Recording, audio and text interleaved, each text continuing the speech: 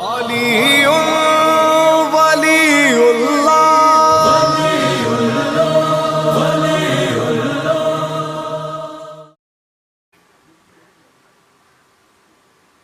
اعوذ باللہ من الشیطان الرجیم بسم اللہ الرحمن الرحیم الحمد للہ رب العالمین والصلاة والسلام على اشرف الخلائق اجمعین سیدنا وسید الاولین والآخرین حبیبنا وحبیب الہ العالمین امام المرسلین وخاتم النبیین ابی القاسم المصطفى محمد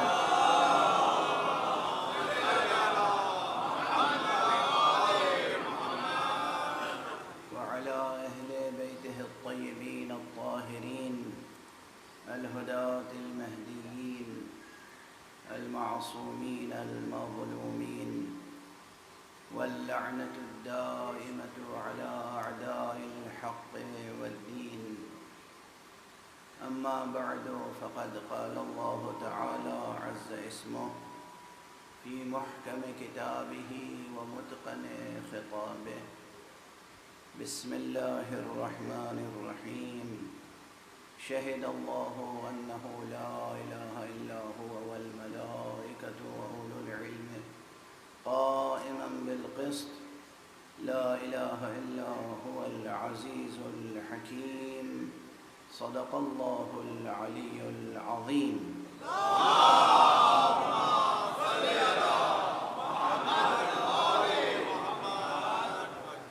ایک اور بلندر صدق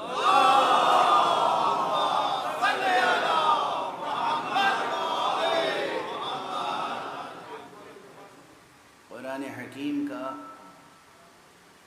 اعجاز سخن نطق و منطق انسانی کو للکار رہا ہے۔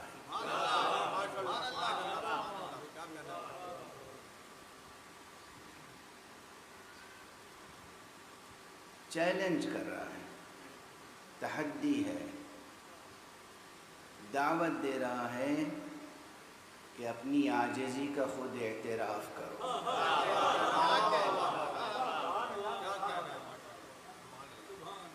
معجزے کی ایک بہت عام فہم تعریف یہ ہو سکتی ہے کہ معجزہ اس حجت الہی کو کہتے ہیں کہ جو انسان سے اس کی عاجزی کا اعتراف کرا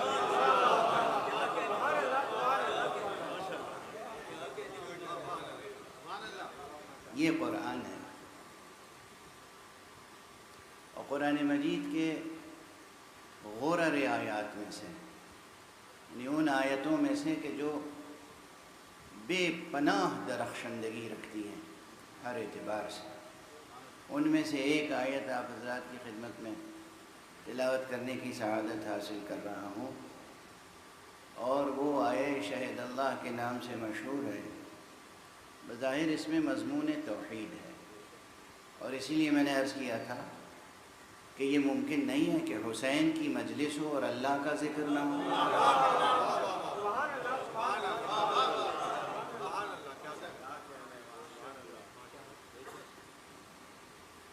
دیکھیے، اس موضوع کا ریلیونس یہ ہے کہ اس وقت نسل انسانی کو جس شورش الحاد کا مقابلہ ہے، وہ شورش الحاد یہی ہے، کل رات کی مجلس میں بھی میں نے اس کی طرف غالباً اشارہ کیا تھا، کہ کوشش یہ ہے کہ صفحہ ذہن بشری سے لفظ اللہ کو مٹا دیا جائے۔ یہ کوششیں ہو رہی ہیں بہت منظم طور پر، اور کہیں سے اس کا جواب دیا جائے یا نہ دیا جائے، یہ ممکن نہیں ہے کہ ممبر حسینی سے جواب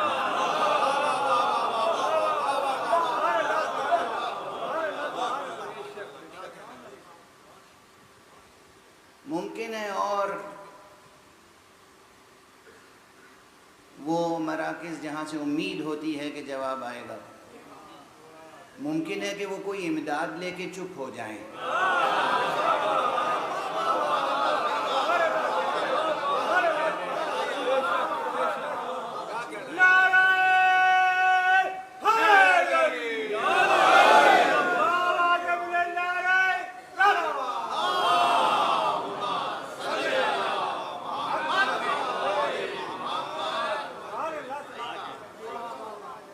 مگر یہ ممکن نہیں ہے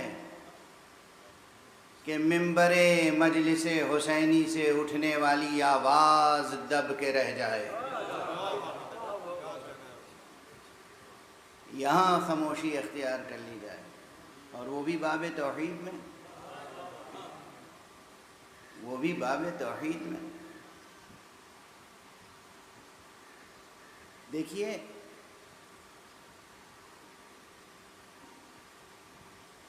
توحید وہ حقیقت ہے، ذات حق صمدی، ذات اللہ ایک عبارت کا نام نہیں ہے، ایک اسم کا نام نہیں ہے، ایک زندہ موجود کا نام ہے۔ اللہ ایک زندہ حقیقت ہے، اللہ ایک زندہ حقیقت ہے، اور اس زندہ حقیقت کو جو محسوس نہ کرے، جو درک نہ کرے، میں نے محسوس کا لفظ بھی استعمال کیا، اس زندہ حقیقت کو جو محسوس نہ کرے، جو درک نہ کرے، یہ زندہ حقیقت جس کے پرسیپشن میں نہ آئے، وہ زندہ نہیں، وہی مردہ ہوتا ہے۔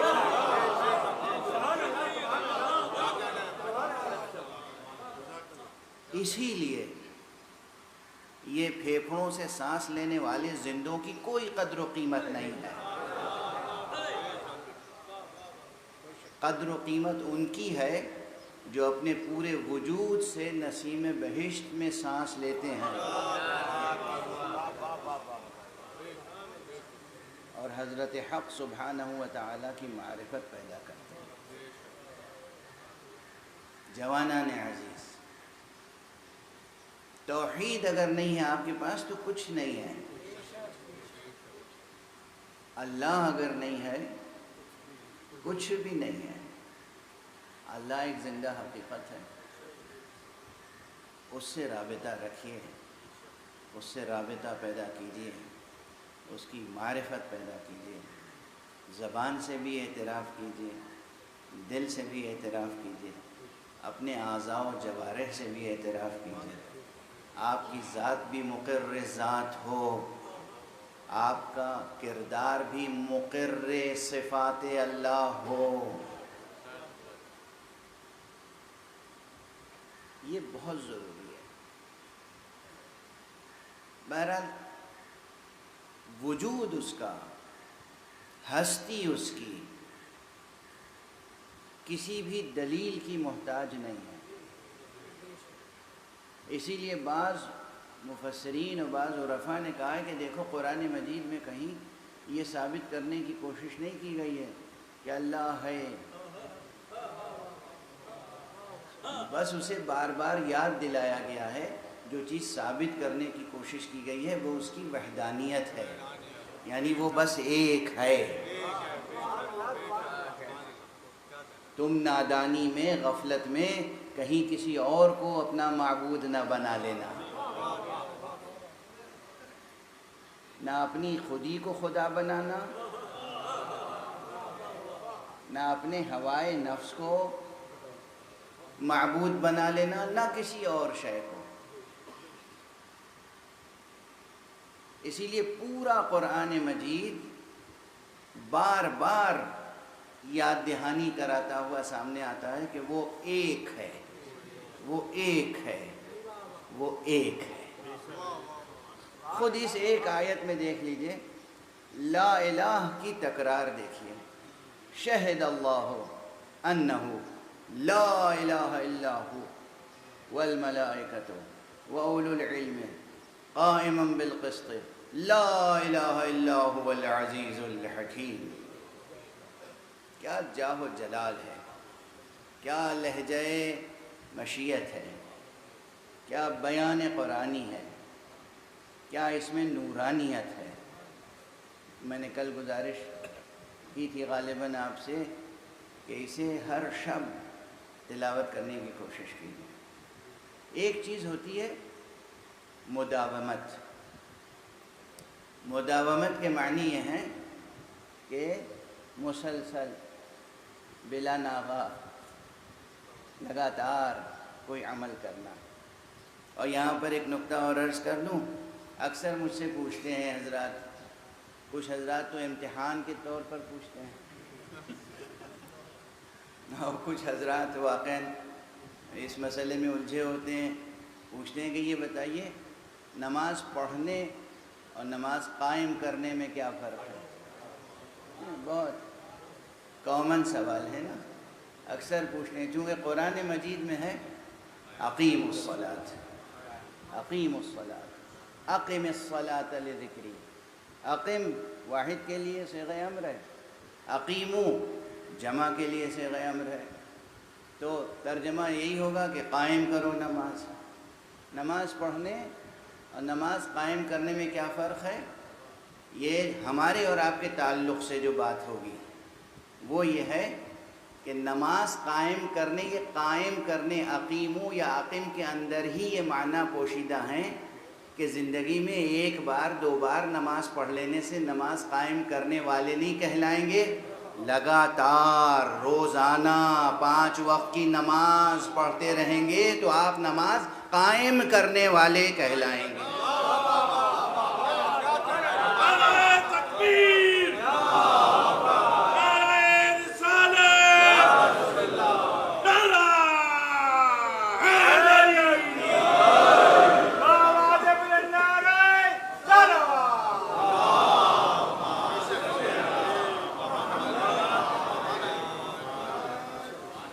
نماز پڑھنے اور نماز قائم کرنے میں فرق یہ ہے، کتاب میں نماز کی ترکیب پڑھ دینا وہ نماز پڑھنا ہوا، یہ کتاب الصلاۃ ہم نے پڑھ لی، نماز کے احکام پڑھ لیے، نماز کا طریقہ، نماز کی ترکیب پڑھ لی ہم نے، اور عملاً روزانہ فرض 5 وقت کی نمازیں پڑھتے رہنا مدت العمر، یہ ہے نماز قائم کرنا۔ یعنی یہ لگاتار مداومت کا مفہوم اس اقیمو میں موجود ہے، اس کے معنی میں موجود ہے۔ یہ الگ سے میں کوئی اضافہ نہیں کر رہا ہوں، اس کے لیے کوئی الگ سے عبارت یا لفظ لانے کی ضرورت نہیں ہے۔ اقم الصلاۃ، نماز قائم کرو۔ قائم کرو کے معنی ہے کہ حق سبحانہ و تعالیٰ نے جو حکم دیا ہے اسے جاری رکھو اپنی زندگی میں، یہ ہے اقیم الصلاۃ۔ تو بہرحال مداومت کے آثار ہوتے ہیں، اور مداومت کا حکم اس لیے دیا گیا کہ جتنی شدت کے ساتھ ذہن انسانی اور قلب انسانی سفر کرتا ہے، اس کائنات میں کوئی شے اتنی تیزی، اتنی سرعت اور اتنی شدت کے ساتھ سفر نہیں کرتی۔ فکر کی رفتار بہت تیز ہے۔ فکر انسانی، قلب انسانی بہت جلد منقلب ہو جاتا ہے۔ قلب کا نام قلب رکھا ہی اس لیے گیا ہے کہ وہ منقلب ہوتا رہتا ہے۔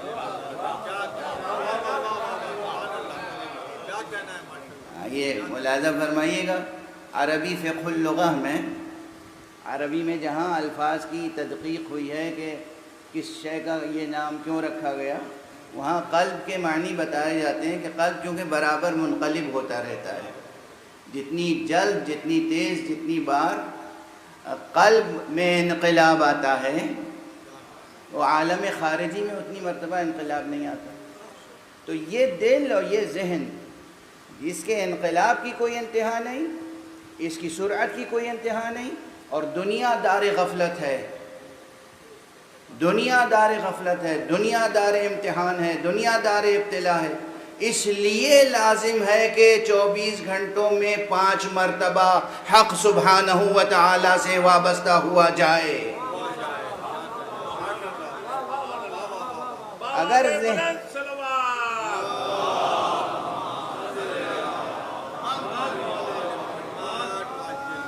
اگر ذہن کی یہ سرعت نہ ہوتی، اگر قلب کی یہ کیفیت نہ ہوتی تو ممکن تھا حکم ہوتا کہ بس ایک بار نماز پڑھ لو، زندگی بھر میں کافی ہے۔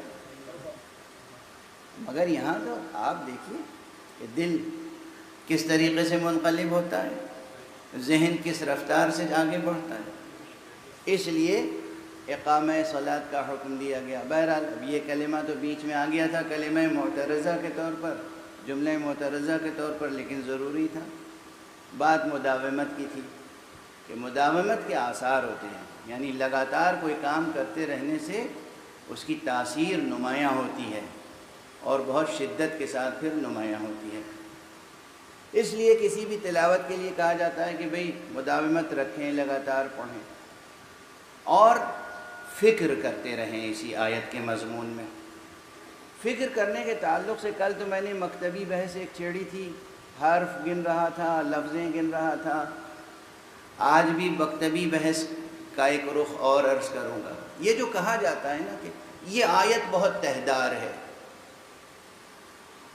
یہ عبارت بہت تہدار ہے، اب عبارت یہ معنی بہت تہدار ہے، یہ مضمون بہت تہدار ہے، کہتے ہیں ادبا نقاد دان سخن۔ میں اکثر عرض کرتا ہوں اس کو ایک محسوس پیکر عطا کر دوں آپ حضرات کے سامنے، ایک مثال دے کر، ایک بصری مثال دے کر۔ کتابت یا لکھنے سے متعلق جو بصری فنون ہیں ان میں ظاہر ہے سب سے پہلے فن خطابت ہے، فن خط ہے، فن خط لکھنے کا ہنر، جو اب تقریباً دنیا سے یہ ہنر بھی مٹتا جا رہا ہے۔ دیکھیے نا کیا کیا مٹ رہا ہے، ذرا ہوش کے ناخن تو لیں۔ اب تو کمپیوٹرز آ گئے، لیپ ٹاپ آ گیا، ہر چیز آ گئی، بس آپ اشاروں سے سب کام کرتے ہیں۔ تو جو آپ کی چٹکیوں میں ہنر تھا معنی کی تصویر بنانے کا، وہ ختم ہوتا جا رہا ہے۔ اب بچے کہاں بیٹھ کے لکھتے ہیں، مشق کرتے ہیں۔ ہم تو اس زمانے کے ہیں کم سے کم کہ ہم نے تختی پر بھی خوب مشق کی ہے، سلیٹ پہ ہو، تختی پہ۔ اور ایک عجیب و غریب چیز بچوں کو سکھا دی گئی ہے کہ جتنے تم بدخط ہو گے اس کا مطلب یہ ہے کہ تم جینیس ہو۔ اے سبحان اللہ! ہاں، عجیب عجیب تھیوری لے کے آتے ہیں لوگ۔ یہ سخن فروش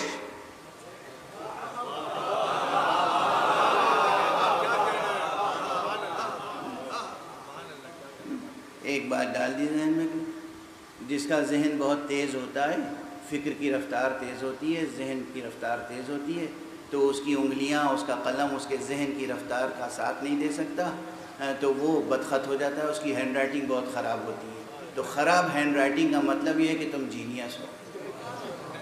کیا پہچان ہے جینیس؟ ایک صلوات پڑھ دیجئے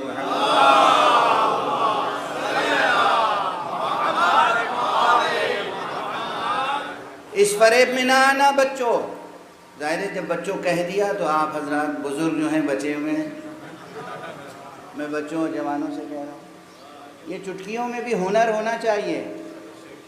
اور فن خط، فن کتابت ایک فن ہے، ایک ہنر ہے۔ اور ہمارے ہاں جن بزرگوں نے اصول مرتب کیے ہیں اس کے بھی بنیادی اصول 12 ہیں۔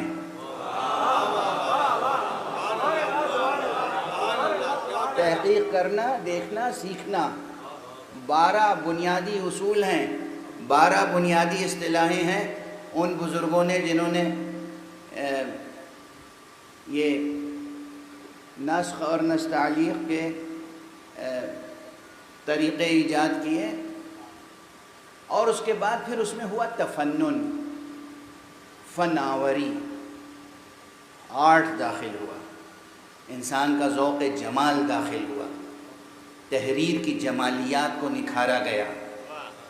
اور پھر اس میں طرح طرح کے خط ایجاد ہوئے.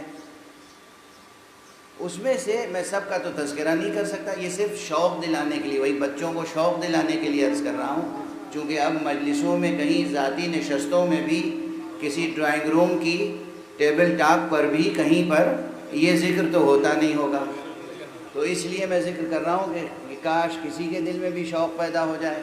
یہ سب فن زندہ رکھے جانے والے فن ہیں. اچھی ہینڈ رائٹنگ، اچھی تحریر، ہاتھ سے قلم سے لکھنے کا ہنر. اور جو میں نے ابھی ایک فقرہ استعمال کیا تھا کہ چٹکیوں سے انگلیوں میں ہاتھ میں قلم لے کر معنی کا پیکر بنا دینا،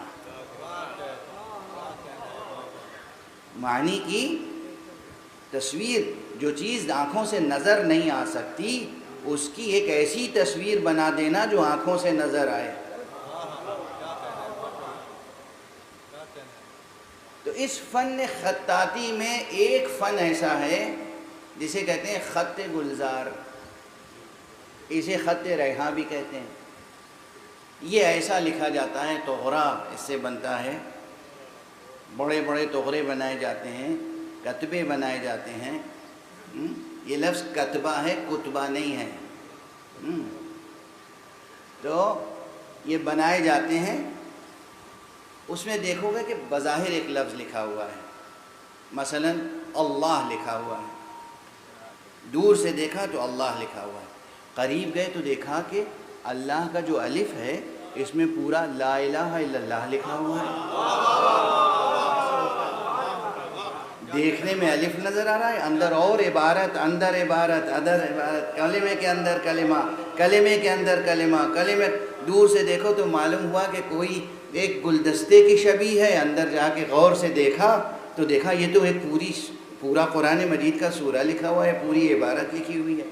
غور فرما رہے ہیں آپ؟ یہ جو فن ہے، دیکھنے میں ایک لفظ نظر آئے، غور سے دیکھو تو اسی میں بہت سے الفاظ نظر آئیں. یہ فن اگر ذہن نے قبول کر لیا تو جب ہم ایک آیت پڑھیں گے شہد اللہ تو اس میں اور بہت سے معنی نظر آئیں گے.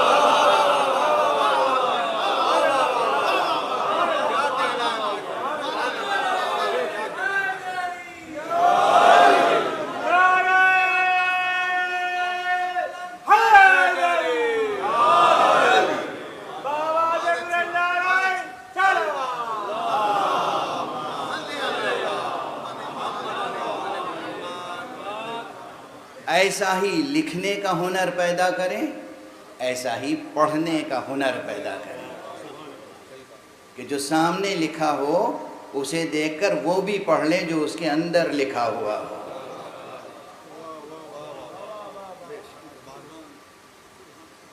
میں یہ کہتا ہوں کہ قرآن مجید میں تو جگہ جگہ خط گلزار میں حقیقتیں بیان ہوئی ہیں، جگہ جگہ خط ریحان میں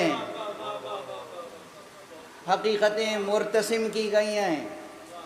اب یہاں پر دیکھ لیں کہ بظاہر، آج تفصیل تو نہیں عرض کر سکوں گا لیکن ایک اشارہ عرض کر رہا ہوں. بظاہر معلوم ہوتا ہے کہ یہ آیت صرف مضمون توحید کی حامل ہے.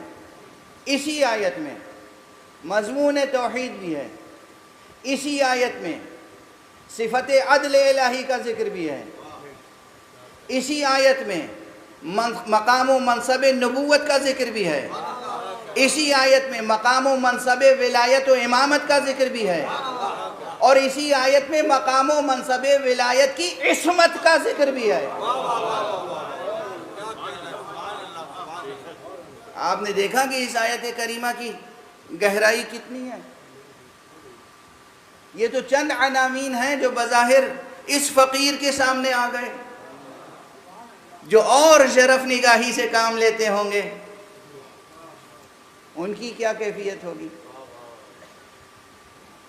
شہد اللہ انہ لا الہ الا ہو، گواہی دیتا ہے وہ پروردگار خود کہ کوئی نہیں ہے معبود برحق اس کے علاوہ. اب اس وقت پھر ایک روایت اور یاد آ گئی، عرض کرتا ہوا آگے بڑھوں. علوم قرآن سے متعلق قرآن سے متعلق بہت سے علوم ہیں، ایک علم نہیں ہے، علوم ہے، علوم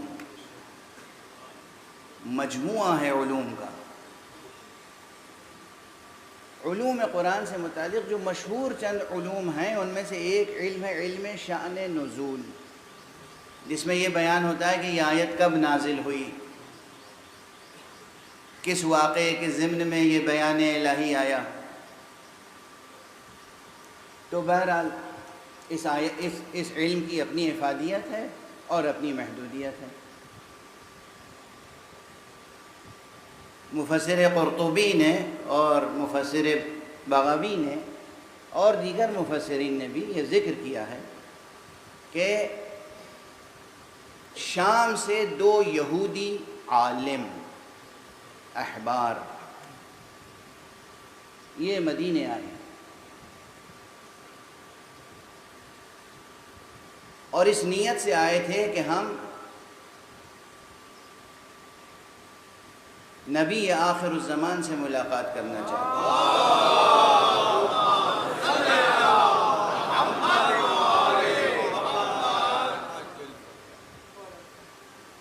2 عالم، یہودی عالم حبران، 2 یہودی عالم آئے، اور جب وہ مدینے کے قریب پہنچ گئے، مدینے کے اندر داخل ہو گئے، تو مدینے کے آثار یعنی شہر کے آثار کو بغور دیکھا، اور دیکھ کے ایک نے دوسرے سے کہا کہ یہ تو وہی شہر لگتا ہے جو آخری زمانے کے آنے والے پیغمبر کا شہر ہے۔ یہ عبارت میری نہیں ہے، تفسیر میں جا کے دیکھ لیجئے گا۔ سوال یہ پیدا ہوتا ہے کہ شہر کے آثار کیا ہوتے ہیں؟ ارے بھائی، در و دیوار، طرز تعمیر، سڑکیں، گلیاں، کوچے، بس یہی تو، باغات، کہیں کوئی تعمیر شدہ مکان ہوگا، کہیں کوئی کھنڈر ہوگا۔ یہ کون سی کتاب تھی ان کے پاس جس میں اتنی تفصیل موجود تھی کہ اس شہر تک کا نقشہ موجود تھا جس شہر میں نبی خاتم کو ظہور کرنا تھا؟ غور طلب ہیں یا نہیں یہ روایتیں؟ اور یہ حق ہے، ہاں، یہ کسی وجہ سے عرض کر رہا ہوں۔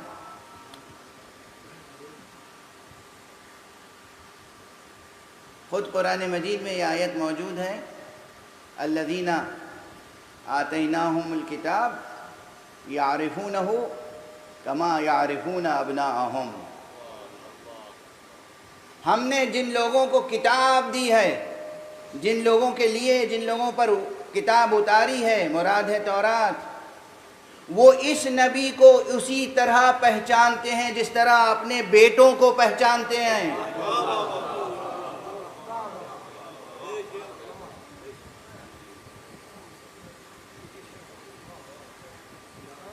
وَإِنَّ فَرِيقًا مِّنْهُمْ لَيَكْتُمُونَهُ وَهُمْ يَعْلَمُونَ، لیکن ان میں سے ایک گروہ ایسا ہے کہ جو اس حقیقت کو چھپاتا ہے جبکہ وہ جانتا ہے، جان بوجھ کر چھپاتا ہے۔ اللہ اکبر۔ یہ سب جو بیان قرآنی ہے یہ صرف عہد پیغمبر تک کے لیے نہیں ہے، ہم اپنی آنکھوں سے دیکھ رہے ہیں بہت سے ایسے ہیں جو حقیقتوں کو جانتے ہیں اور جان بوجھ کر چھپاتے ہیں۔ وہ حقیقتیں ان کی کتابوں میں موجود ہیں اور اس کے باوجود چھپاتے ہیں۔ بہرحال یہ عظیم مقام فکر ہے۔ ایک تو قرآن مجید کی آیت اور اس کے علاوہ اور مقامات بھی ہیں۔ یہ اس لیے عرض کر رہا ہوں کہ ایک عجیب و غریب بحث ہے جس کا حق آج تک ادا نہ ہو سکا۔ علمی بحث ہے، قرآنی بحث ہے، اسلامی بحث ہے اور عقیدے سے متعلق بحث ہے۔ ہم جب کہتے ہیں اپنے ائمہ کا تذکرہ کرتے ہیں 12 اماموں میں سے ہر ایک امام کی بات اگر نہ بھی کریں آپ، صرف امام اول امیر المؤمنین امام المتقین علی ابن ابی طالب علیہ السلام کی بات کریں تو ایک سوال برابر اٹھتا ہے کہ یہ بتائیے کہ ان کا قرآن مجید میں ذکر کیوں نہیں ہے؟ یعنی اولاً تو انہوں نے یہ تسلیم کر لیا، فرض کر لیا کہ نہیں ہے، اور اس کے بعد ہم سے جواب طلب کرتے ہیں کہ کیوں نہیں ہے، حالانکہ اب یہ میرا پرانا جملہ ہے کہ جب بھی آپ سے کوئی کہے کہ قرآن میں علی کا ذکر کیوں نہیں ہے، آپ بلا تأمل پوری علمی شجاعت کے ساتھ کہیے، پورے یقین کے ساتھ، کہاں نہیں ہے؟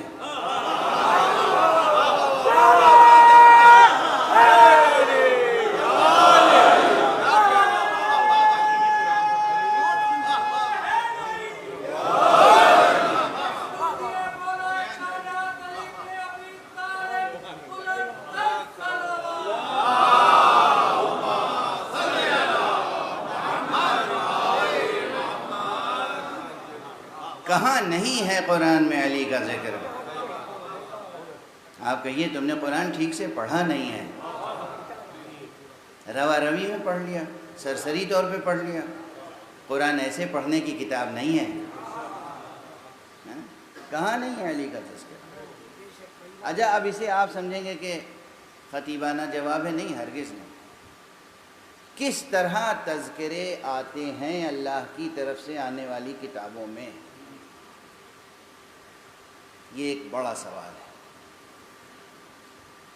ہم سب کا یقین ہے اور تقریباً تمام ملت اسلامیہ کا اس بات پر یقین ہے، اتفاق ہے کہ ہمارے پیغمبر حضرت ختمی مرتبہ صلی اللہ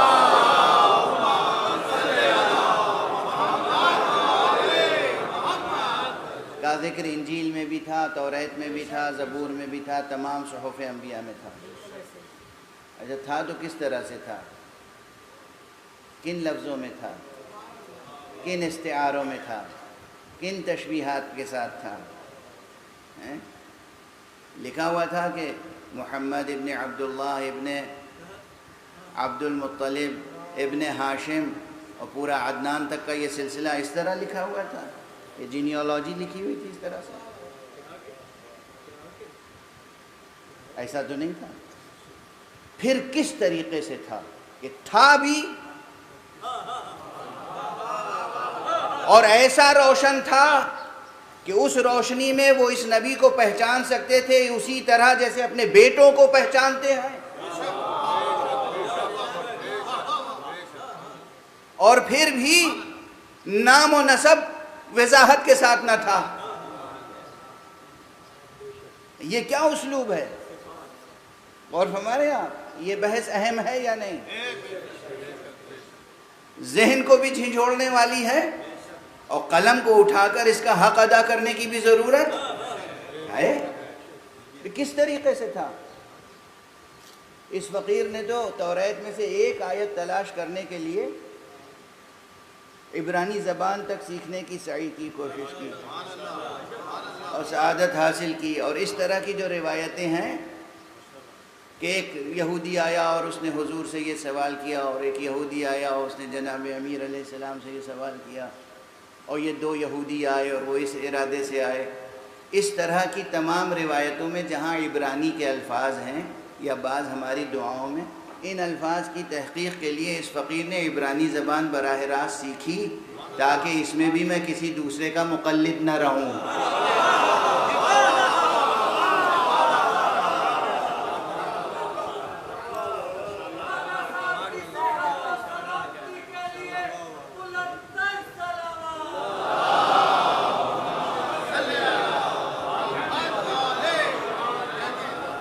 میں خود دیکھ سکوں کہ یہ لفظ، یہ کلمہ یہ عبرانی زبان کا ہے یا نہیں ہے تو اس کے معنی کیا ہیں۔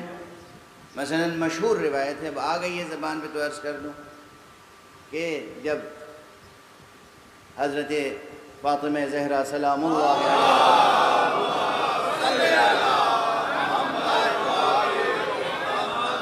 کہ یہاں حضرت امام حسن علیہ السلام کی ولادت ہوئی.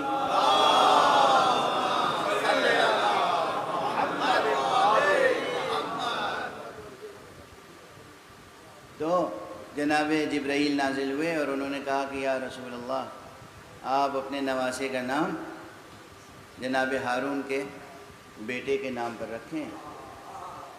آپ اپنے ہارون کے بیٹے کا نام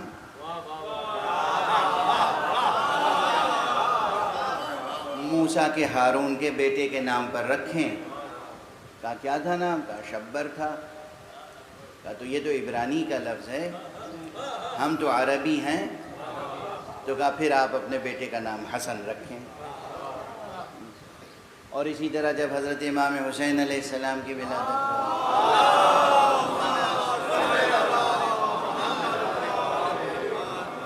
پھر جبرائیل آئے تہنیت پیش کرنے کے بعد. کہا یا رسول اللہ حضرت ہارون کے چھوٹے بیٹے کا نام شبیر تھا، آپ بھی شبیر رکھیں، شبیر یا شبیر. تو حضرت نے کہا یہ تو عبرانی ہے، ہم تو عربی ہیں. کہا پھر آپ حسین نام رکھیں. اس کے بعد جب جناب محسن کی ولادت کا وقت قریب ہوا اور حضرت کو علم ہوا کہ ایک بیٹا اور فاطمہ کے یہاں ہونے والا ہے، تو پھر جبرائیل آئے اور کہا ایک بیٹا اور ہونے والا ہے، اس کا نام آپ مشبر رکھیے گا. اس لیے کہ ہارون کے تیسرے بیٹے کا نام مشبر تھا. شبر، شبیر، مشبر یہ سب کلمات عبرانی کے ہیں. میں نے یہ روایت پڑھ لی کتاب میں، لیکن جستجو رہی کہ دیکھوں تو صحیح عبرانی کی کتابوں میں یہ الفاظ یہ اسماء ہیں یا نہیں، حضرت ہارون کے بیٹوں کے یہ نام تھے یا نہیں، تاکہ جب ہم روایت پیش کریں تو کوئی یہ الزام نہ دے کہ آپ نے گویا کہ ایک ضعیف روایت اور مجعولہ روایت پڑھ دی. تو اس فقیر نے تحقیق کی اور ان اسماء کو ڈسکور کیا، دیکھا اپنی ان آنکھوں سے، اور اس کے بعد لندن میں ایک یہودیوں کے سناگوگ میں جا کے ان کے علماء سے، ان کے احبار سے پوچھا کہ بتائیے یہ درست ہے یا نہیں، اور انہوں نے کہا درست ہے.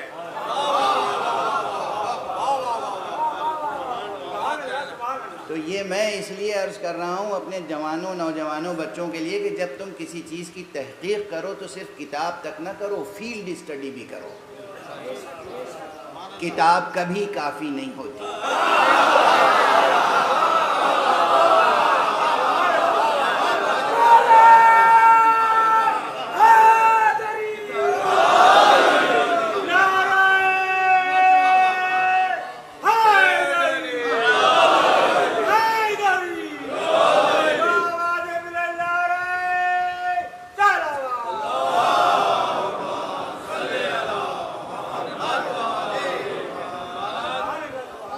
جس علم میں قدم رکھو، جس میدان میں قدم رکھو، جس فن کو حاصل کرو، جس کتاب کو پڑھنے کی کوشش کرو، تو جو حد آخر ہے امکانی وہاں تک پہنچنے کی کوشش کرو. بس اسی کا نام اجتہاد ہے. اجتہاد اور کسی چیز کا نام نہیں ہے. اجتہاد یہ ہے کہ آخری منزل تک، تا حد نظر جو آخری سرحد ہے وہاں تک پہنچنے کی کوشش کرو، تاکہ تمہاری کوشش میں کوئی کمی نہ رہ جائے. جسے کہتے ہیں کوئی ایک آنچ کی کسر بھی نہ رہ جائے. آخری منزل تک یہی ہے اجتہاد اور کچھ نہیں. اگر واقعاً آخری منزل تک کوشش کی اور پھر بھی کوئی غلط نتیجہ آ گیا تو اس کے لیے ہے کہ انشاءاللہ اس پر بھی ثواب ملے گا، کیونکہ تم نے کوشش تو کی. وہ عادل پروردگار جو صرف عادل نہیں ہے، محسن بھی ہے، قدیم الاحسان ہے، وہ کریم ہے، وہ رؤوف ہے، وہ رحیم ہے، وہ ودود ہے. اس کے رحم و کرم کی عطا کی کوئی انتہا نہیں ہے.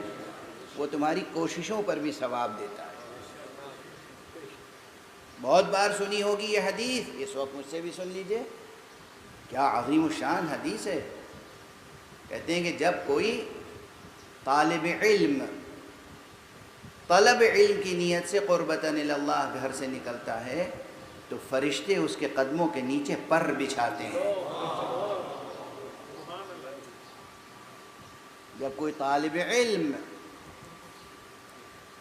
قربتاً الی اللہ طلب علم کے لیے نکلتا ہے تو فرشتے اس کے پاؤں کے نیچے، قدموں کے نیچے پر بچھاتے ہیں۔ یہ حدیث صرف ایک مسلک میں نہیں ہے۔ علم کا رتبہ سمجھیں اور طلب علم کی سعی و کوشش، جد و جہد کی عظمت کو سمجھیں، اور اس سے کبھی پیچھے نہ رہیں، اس سے باز نہ آئیں۔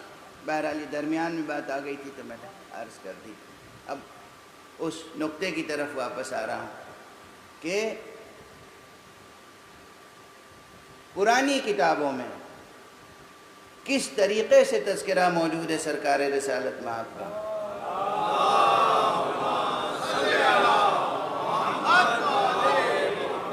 دیکھیے یہ ایسی علمی بحثیں ہیں اور ضروری بھی ہیں کہ جی چاہتا ہے کہ انہیں پوری تفصیل کے ساتھ عرض کیا جائے، لیکن مجلس کا وقت اور ممبر کی محدودیتیں ظاہر ہے اس مضمون کو سمیٹ کے اور مختصر کر کے عرض کرنے کی مقتضی ہوتی ہیں۔ تو عرض کر رہا ہوں کہ توجہ رکھیے گا کہ یہ جو دو احبار آئے، یہ جو دو عالم یہودی آئے شام سے، انہوں نے اپنی کتابوں میں، صحیفوں میں اور اس کی تفسیروں میں، اس کی تاویلوں میں جو ان کے ہاں صحیح سندوں کے ساتھ تھی، اس میں صرف کیا شہر کا تذکرہ تھا، پیغمبر کا تھا، اور شہر کا تھا، خاندان پیغمبر کا تذکرہ نہیں تھا۔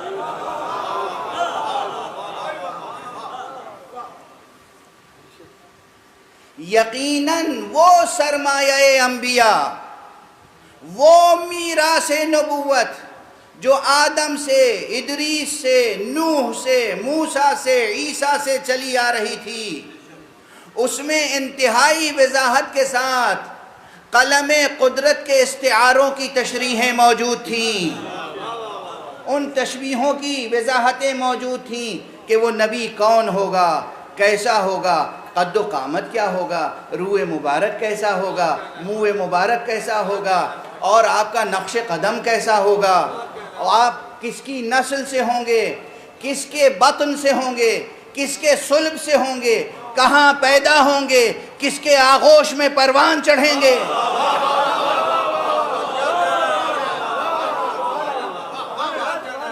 کہاں پیدا ہوں گے، ہجرت کر کے کہاں جائیں گے، جہاں ہجرت کر کے جائیں گے اس شہر کے انداز کیا ہوں گے۔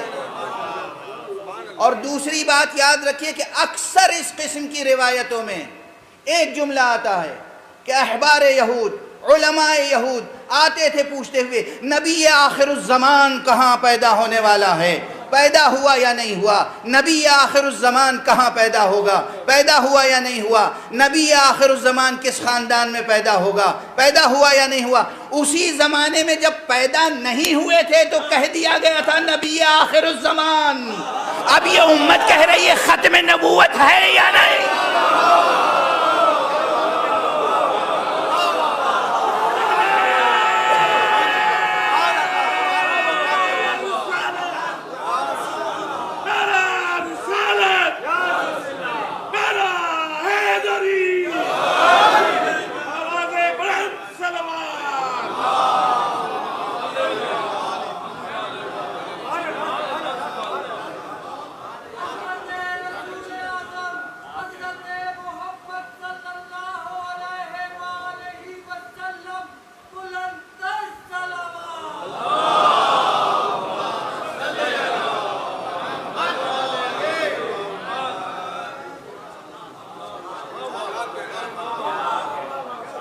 آج بحثیں ہو رہی ہیں ختم نبوت کی تفسیر کیا ہے، ختم نبوت کے معنی کیا ہیں، ختم نبوت سے مراد کیا ہے، نبوت کی کتنی قسمیں ہیں، یہ قسم ختم ہوئی، وہ قسم جاری ہے۔ اے سبحان اللہ، چشم بدور۔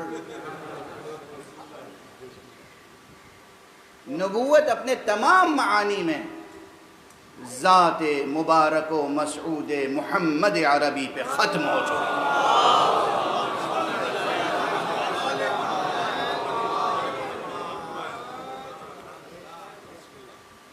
خاتم النبیین بھی وہی ہے، خاتم النبیین بھی وہی ہے۔ نبی خاتم. بہرحال اب وقت ختم ہو گیا. آج میں نے بحث چھیڑی ہے، اس بحث کو انشاءاللہ کل مکمل کرنے کی کوشش کروں گا کہ کس طریقے سے میتھوڈولوجی کیا ہو ریڈنگ کی. ریڈنگ تورات کس طرح پڑھیں کہ اس میں سے ذکر مصطفیٰ سامنے آ جائے. انجیل کس طرح پڑھیں کہ ذکر مصطفیٰ سامنے آ جائے. صحف انبیاء کس طرح پڑھیں کہ ذکر مصطفیٰ سامنے آ جائے. نام نہیں ملے گا محمد ابن عبداللہ مگر ذکر ہے. بالکل اسی طرح جس طرح ہمارے قرآن میں نام نہیں ہے علی ابن ابی طالب مگر ذکر ہے.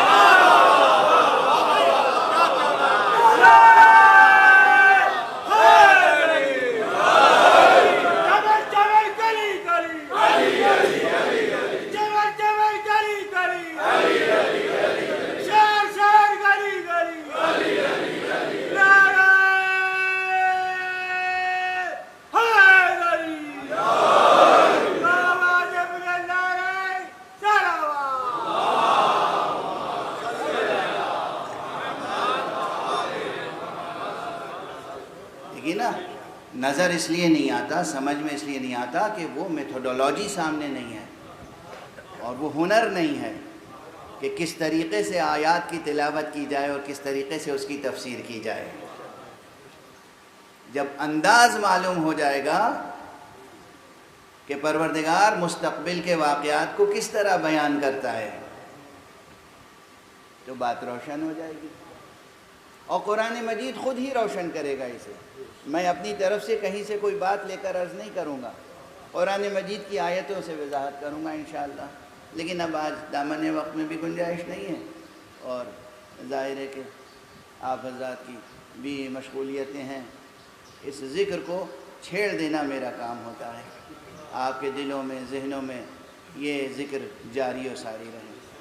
بس ایک نقطے کی طرف توجہ دلا دوں، آپ کی طبیعتیں منقلب ہو جائیں گی کہ جس طریقے سے پیغمبر کا تذکرہ پرانی کتابوں میں ہے، بے شک ہے، پیغمبر کا تذکرہ ہے، پیغمبر کے خاندان کا تذکرہ ہے، پیغمبر کے شہر کا تذکرہ ہے. بالکل اسی طرح پیغمبر کی ذریت کی قربانیوں کا تذکرہ ہے.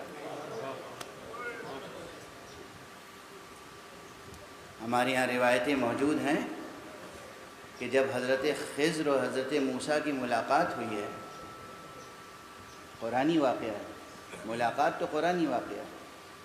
جب حضرت موسیٰ حضرت خضر سے ملنے کے لیے گئے ہیں تو حضرت خضر نے جو باتیں ذکر کی ہیں جناب موسیٰ کے سامنے، ان میں ایک واقعہ کربلا کا بھی تذکرہ ہے.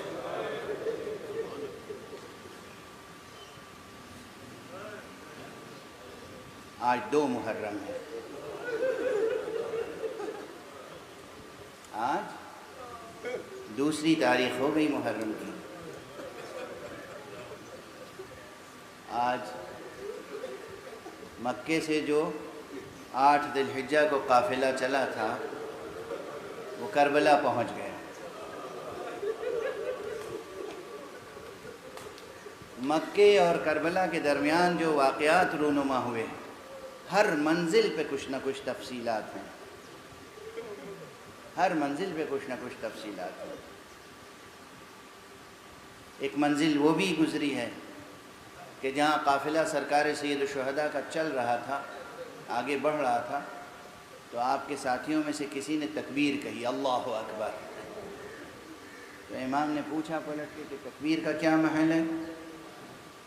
تو کہا کہ خدا کی قسم یہاں سب صحرا تھا، صحرا، ریگستان، بیابان، کبھی یہاں ہم نے کوئی کھجوروں کا باغ نہیں دیکھا. اس وقت مجھے سامنے کھجوروں کا باغ کوئی نظر آ رہا ہے، کوئی نخیل نظر آ رہا ہے. حضرت نے فرمایا کہ مجھے تو نخیل نہیں نظر آ رہا ہے، مجھے تو لگ رہا ہے کہ کوئی لشکر آ رہا ہے. یہ نیزوں کی انیاں ہیں اور گھوڑوں کی کنوتیاں ہیں جو نظر آ رہے ہیں. یہ حقیقت یہ ہے کہ کبھی سامنے فضا میں کتنا ہی غبار ہو لیکن امامت کی آنکھ کبھی دھوکہ نہیں کھاتی. ہمیں تو نیزوں کی انیاں نظر آ رہی ہیں، گھوڑوں کی کنوتیاں نظر آ رہی ہیں، اور تھا یہی. جب قریب آیا تو دیکھا لشکر ہے. اور وہ لشکر کس کا تھا؟ آپ حضرات تو صبح و شام مجالس برپا کرتے ہیں. 1000 کا لشکر، اور سربراہ لشکر کون تھا؟ حر ابن یزید ریاحی.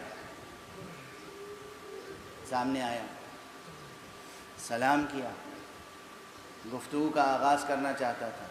امام نے کہا بات بعد میں ہوگی، میں دیکھ رہا ہوں تم کس قدر پیاسے ہو.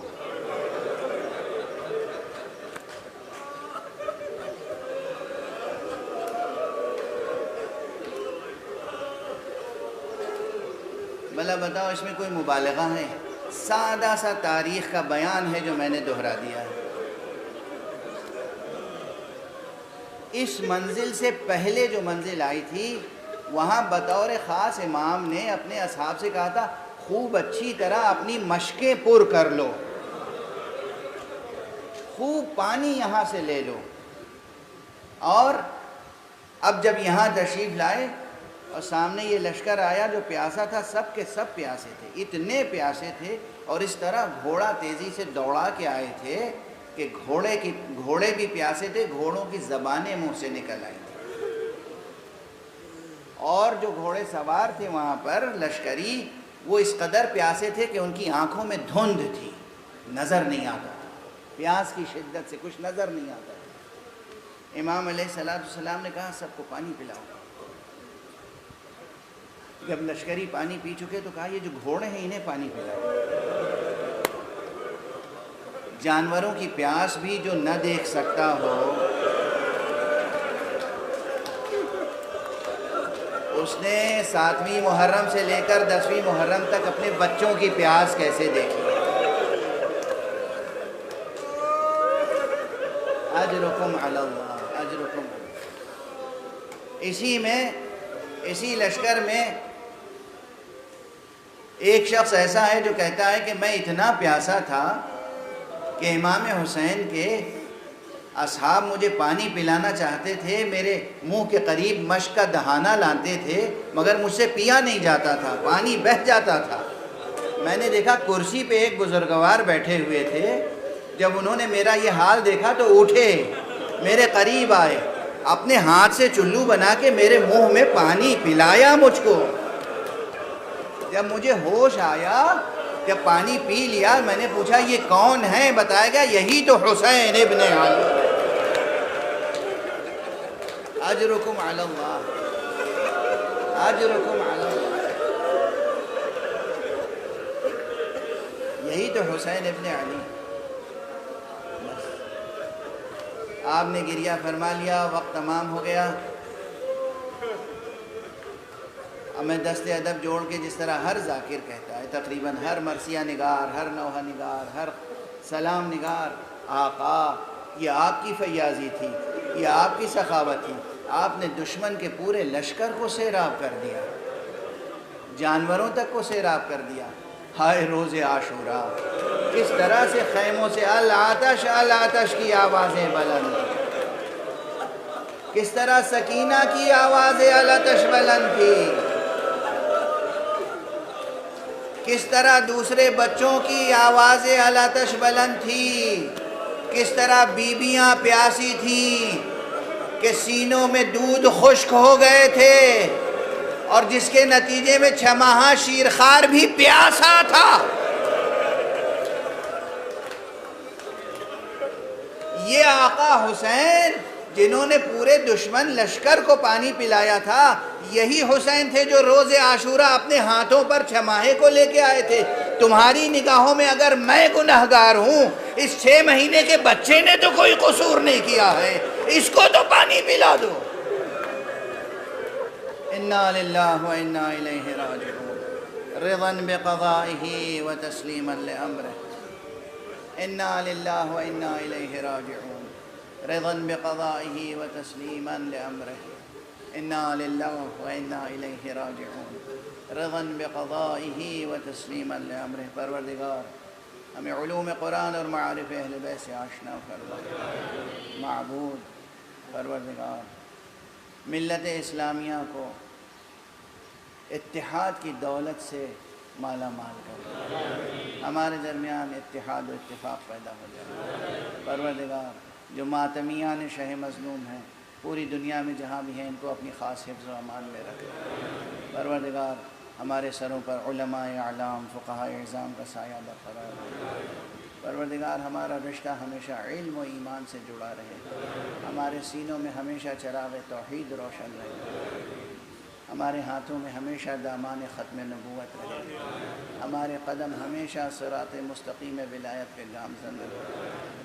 پروردگار ہمارے رہبر معظم کو اپنی خاص حفظ و امان میں رکھے۔ پروردگار ملت اسلامیہ کو، پوری ملت اسلامیہ کو ایک سلک وحدت و ولایت میں پیرو دے۔ پروردگار ہمارے ولی آخر کو اذن ظہور عطا فرما اور ان کے ہاتھوں سے امن و عدل الہی کا پرچم رہے۔